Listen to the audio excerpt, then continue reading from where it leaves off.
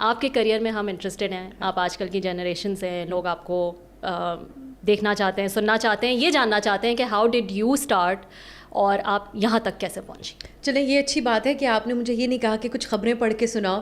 جب سے میں نیوز اینکر بنی, کسی محفل میں بیٹھتے تھے تو میں چڑ ہو گئی تھی اس بات سے, وہ کہیں گے یار کچھ ہیڈ لائنس تو پڑھ کے سناؤ. سامنے کہ یار اگر کوئی کامیڈین آتا ہے اس کو آپ لوگ کہتے ہیں کوئی جوک سناؤ, ہمیں ہنساؤ. سو میں یہ پیسوں کے لیے کام کرتی ہوں, مفت میں تو نہیں کرتی. But I think it has to do with, میں بہت بولتی تھی بچپن سے, یہ تو ایک حقیقت ہے. میں جب چھوٹی تھی میں اتنا زیادہ بولتی تھی, دماغ کھا جاتی تھی سب کا. بڑوں کی محفل میں بیٹھتی تھی, بچوں کے ساتھ میں نہیں کھیلتی. مجھے بہت بری بات ہے لیکن مجھے فزیکل ایکٹیویٹی اور ان چیزوں کا اتنا شوق نہیں تھا.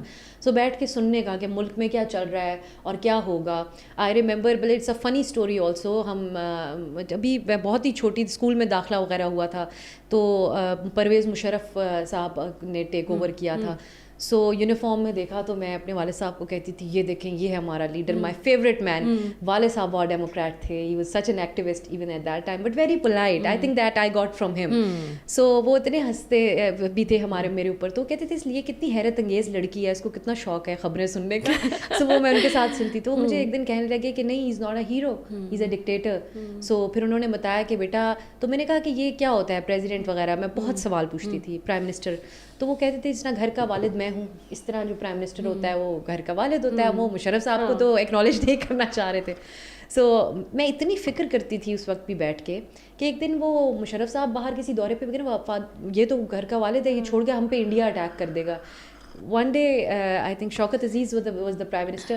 دونوں اکٹھے دورے, والد صاحب نے کہا نہیں نہیں پرائم منسٹر ہے یہاں پہ, پاکستان میں کچھ نہیں ہوگا. وہ دونوں چلے گئے. I couldn't sleep all night. I was like پاپا ہمارے اوپر دشمن حملہ کر دے گا. وہ کہہ رہے میں تمہارا والد ہوں اور کوئی والد نہیں ہے. یہ جوک مجھے تب یاد آتا تھا جب پی ٹی آئی والے کہتے تھے نا آرمی چیف قوم کا والد ہوتا ہے, you know he taught us at that time. But اس وقت سے میں بہت دلچسپی لیتی تھی اس چیز میں اور خبروں میں, اس میں بولتی بہت تھی. پھر when I grow up, even اس وقت میں پڑھ ہی رہی تھی تو مجھے ریڈیو سے ایک پارٹ ٹائم ایک چیز, میں نے ایک پروگرام اسٹارٹ کیا تھا. So they offered me a show which was basically a musical show, لیکن بہت ہی جلدی اس کو میں لے گئی تھی سوشل ایشوز کو ڈسکس کرنا شروع کر دیا. آئی واز ویری ینگ, آپ کا اپنا ہی انیشیٹو تھا, میرا اپنا انیشیٹو تھا.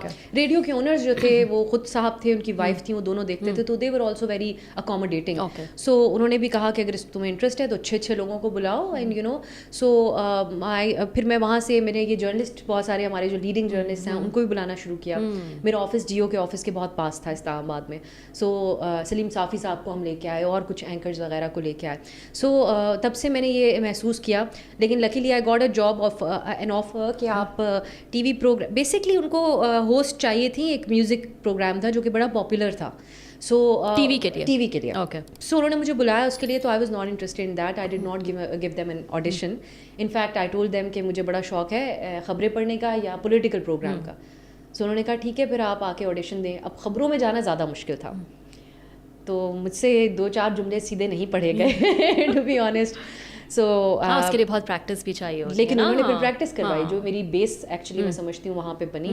انہوں نے مجھے 2-3 مہینے انہوں نے کہا کہ آپ, کون سا چینل تھا اسٹارٹنگ؟ یہ اے ٹی وی تھا, ایک سیمی گورنمنٹ چینل تھا. سو انہوں نے کہا کہ آپ ایک کام کریں, آپ پریکٹس وغیرہ کریں, ہم آپ کو آن ایئر نہیں کریں گے. تو وہ اتنا سارا میک اپ لگا کے مجھے ہر روز پریکٹس کرواتے تھے. میں نے پھر خبریں جب کچھ پڑھنا شروع کی, 2013 کا الیکشن ریزلٹس کا ڈے تھا جس دن مجھے آن ایئر کیا گیا. So I was announcing the results 2013 ke. That's interesting. So right a few days after that I got a job offer from a private channel. وہاں سے پھر جیو سما جیو کرتے کراتے آج پھر میں اپ ڈاؤن پہ. جیو سے پہلے آپ سما پہ تھے؟ ہاں جیو سے پہلے. جیو کی آپ نے بات کی, ایک بے شک ایک بہت بڑا ادارہ ہے, جو بھی وہاں جاتے ہیں بہت کچھ سیکھنے کو ملتا ہے. کتنا سیکھا جیو کے ایکسپیرئنس سے؟ جیو میں تقریباً میں نے 7 سال یا اس سے زائد وقت کام کیا. I was very young when I join Geo. Also I even had the braces on. مجھے یاد ہے کہ میں نے وہ فائنلی اپنا وہ پھر اتروائے تھے آن ایئر ہونے سے پہلے. تو میرے خیال سے جیو جو ہے نا, یہ جب ہم کہتے ہیں کہ وہاں کا ایک جو ماحول ہے وہ واقعی ایک پروفیشنل میڈیا چینل ہے پاکستان کا. سب سے بڑا نیوز روم ہے, کراچی ہیڈ آفس سے میں کام کرتی تھی, اور وہاں پہ بڑے مینٹورز ہمیں ملے, اور جن لوگوں کے انڈر ہم نے کام کیا ان سے ہم نے ریزیلینس بھی سیکھی کہ آپ ایک حد تک اسٹینڈ لیتے ہیں اپنے جرنلسٹ کے لیے.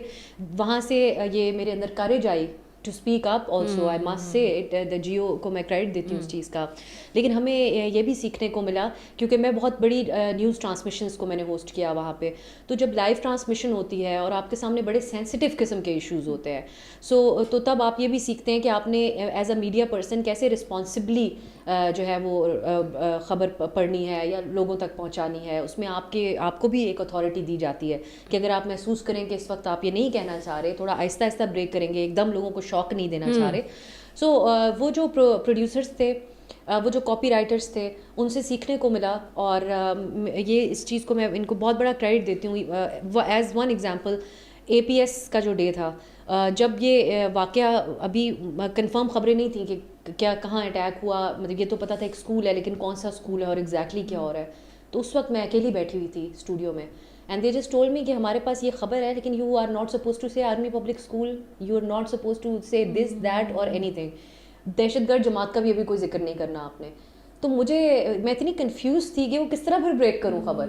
سو ہم نے جس طرح اس کو اسٹارٹ کیا, میں شام تک بیٹھی ہوئی تھی, صبح سے لے کے شام تک بیٹھی ہوئی تھی. بعد میں ایک اندر actor joined in, and it had a toll on my mental health also, کیونکہ ہمارے پاس را فوٹیج بھی آ رہی ہوتی ہے اسٹوڈیو میں. میں یہی پوچھنے والی تھی کہ کتنا افیکٹ کرتا ہے. So it did actually. So وہ ہم نے را فوٹیج بھی دیکھی, اور وہ جب دیکھا لوگ, عورتیں بھاگ بھاگ کے اپنے بچے کے لیے جاتی تھی, ایک خاتون. سو اس نے بڑا مینٹلی افیکٹ بھی کیا. لیکن یہ ہے کہ ادارے نے ہم پہ ٹرسٹ کیا کہ یہ آپ کو انسٹرکٹ کر دیا, ہمیں پتہ ہے کہ آپ اپنی حدود کو جانتے ہیں, پروفیشنلی کریں گے. اس کے علاوہ جیو کے اور بھی بہت سی باتیں ہیں, انہوں نے مجھے بڑا امپاورڈ محسوس کروایا. میں رپورٹ کارڈ ایک پروگرام ہے, اس کو ہوسٹ کرتی رہی. اس کی تمام ٹیم خواتین کی ٹیم تھی, جو پروڈکشن ٹیم تھی. سو وہ بڑی اچھی زبردست ٹیم تھی. اچھا, اب آپ ڈان میں ہیں, ڈان یا جیو جیسے ادارے that are purely run by صحافیز, یو نو, مینجمنٹ میں صحافی ہوتے ہیں, کتنا فرق پڑتا ہے اس چیز سے ایز کمپیئر ٹو ایک ایسا چینل جہاں پہ ایسا نہیں ہے؟ بہت بڑا. میری خوش قسمتی ہے کہ مجھے ابھی تک ویسے اداروں میں کام نہیں کرنا پڑا جہاں انوالو ہوتے ہیں اونرز اسپیشلی, اور اس کے علاوہ جہاں پہ مینیجرز اس قسم کے ہوں جن کا جرنلسٹک بیک گراؤنڈ نہ ہو. سو میری ایک وجہ جیو کے بعد ڈان کو کنسیڈر ایز پرائیورٹی. میرے پاس اور بھی کچھ آفرز تھیں, people were offering great money also, لیکن میری بڑی خواہش تھی کہ میں ڈان میں کام کروں. والد صاحب کا بہت پسندیدہ تھا ڈان اخبار. So the moment he got to know کہ I got a job offer from Dawn, تو ان کے ذہن میں اخبار تھا. میں نے کہا مجھے ٹی وی پہ جو نوکری دے رہے ہیں اخبار پہ نہیں بیٹا, یہ اچھا ادارہ ہے, ادھر کام کرو. سو اس میں فرق یہ ہوتا ہے کہ ہماری مینجمنٹ نے ہمیں ایڈیٹوریل پالیسی پتہ ہے, ایز پر کانٹریکٹ بھی ہمیں پتہ ہے ہماری لمیٹیشنس کیا ہیں, the person I report to ان کی کیا انسٹرکشنز ہیں. لیکن مجھے کبھی ڈیلی بیسس پہ کسی نے کال کر کے نہیں کہا کہ اس بندے کو کیوں بلایا, یہ سوال کیوں پوچھا. ہم اپنی مرضی کے مطابق, جتنے ٹاک شوز ہیں ڈان پہ, سب کا اپنے خیالات ہیں اینکرز کے, اور ان میں کوئی انوالومنٹ نہیں ہے آپ کی مینجمنٹ کی. ایسا ہی سلسلہ جیو میں تھا. جیو اوبویسلی جس قسم کا امپیکٹ ہوتا تھا جیو کی خبر کا, وہ بہت ویجیلنٹ تھے, وہ بہت پروفیشنل تھے کہ کوئی بھی ایسی غلط خبر نہ نکلے, جھوٹ نہ بولیں. لیکن وہاں پہ جو ہے اوبویسلی وہ خبر کی ایک نوعیت مختلف بن جاتی تھی. لیکن ڈان میں ایک خاص بات یہ بھی ہے کہ انہوں نے 2 باتیں بتائیں کہ سب جوڈس میٹر کے اوپر اور فیک نیوز, یہ 2 کام اگر آپ نے کر دیے تو یہ دیٹ از ناٹ الاؤڈ. سو یہ ٹی وی کے اوپر ہمیں ابھی تک ایسی کوئی شکایت نہیں ملی. البتہ یہ پیمرا کی جو نئے ریگولیشنز آتے ہیں اس میں تو اس کے انڈر تو کوئی بھی آ ہی سکتا ہے, لیکن ایسی کوئی شکایت کا ہم نے خدا کا شکر ہے ابھی تک موقع نہیں دیا. کتنا پریشر فیل کرتی ہیں یہ کام کرتے ہوئے؟ بیکاز میں نے دیکھا ہے لوگوں کو, جنرل عوام کو یہ ڈسکس کرتے ہوئے, ارے یہ تو بیٹھتی ہیں اے سی والے کمرے میں 1 گھنٹے کا شو کرتی ہیں یار, بس کام ختم, چل جاب ہے. کتنا پریشر ہوتا ہے؟ دیکھیں ڈیلی بیسس کے اوپر, اب تو جب شروع کیا تھا تب زیادہ پریشر اس چیز کا ہوتا تھا کہ کئی سبجیکٹس ایسے ہوتے ہیں ربیہ جس کے ہم ایکسپرٹس نہیں ہوتے. فار ایگزامپل اکانومی پہ جو آپ کی گرپ ہے وہ میری نہیں ہو سکتی, کیونکہ آپ نے پڑھی ہے اکانومی, آپ اس کی ماہر ہیں, آپ اس پہ لکھتی رہی ہیں, اس پہ رپورٹ کرتی رہی ہیں. سو ایسا کوئی شو ہو جس میں مجھے پتا ہو کہ یہ ایک ایسا سبجیکٹ ہے جس کے اوپر میری کمان نہیں ہے, تو مجھے زیادہ پڑھنا پڑتا ہے. اس دن وہ پریشر بھی محسوس کرتی ہوں. ہاں, پڑھنے کے حساب سے بھی بتائے گا, کیونکہ لوگوں کو یہ بھی لگتا ہے یار سوال تو آپ کو دیے گئے ہوں گے نا, آپ بیٹھی ہوں گی, آپ نے سوال کیے ہوں گے, اینڈ دیٹس اٹ. تو اس کے پیچھے کتنی ریسرچ اور کتنا وہ جاتا ہے وہ بھی آپ بتائیں. بیکاز ڈیلی بیسس کی روٹین ہماری یہ ہوتی ہے کہ the moment I wake up, even if I am on a vacation, یہ تو جب سے بڑے ہوئے ایک پریکٹس تو رہی کہ ڈان اخبار تو میں پڑھتی تھی ہر دن, لیکن اب یہ ہوتا ہے کہ ہم 2-3 اخبار پاکستان کے تو ضرور پڑھتی ہوں میں. The moment I wake up that's the first thing I do. چائے کے ساتھ اخبار کھل جاتا ہے. اور اس کے علاوہ جو ہے وہ آرٹیکلس آپ کو پڑھنے پڑتے ہیں, اگر سارے آپ نہیں بھی پڑھ رہے. ایک اور جو چیز رہتی ہے میرے لیے کہ آپ کو ٹاک شوز بھی کئی دفعہ دیکھنے پڑتے ہیں. سو آپ کو یہ دیکھنا پڑتا ہے کہ دوسروں کے شوز پہ کون کیا بات کر کے جا رہا ہے, how we can take that forward also. So 2-4 shows ہیں جو سارے تو اوبویسلی ہم نہیں دیکھ سکتے, لیکن 2-4 ضرور ہیں جو بڑے نیوز میکرز ہیں, ان کے پروگرامس میں دیکھ لیتی ہوں.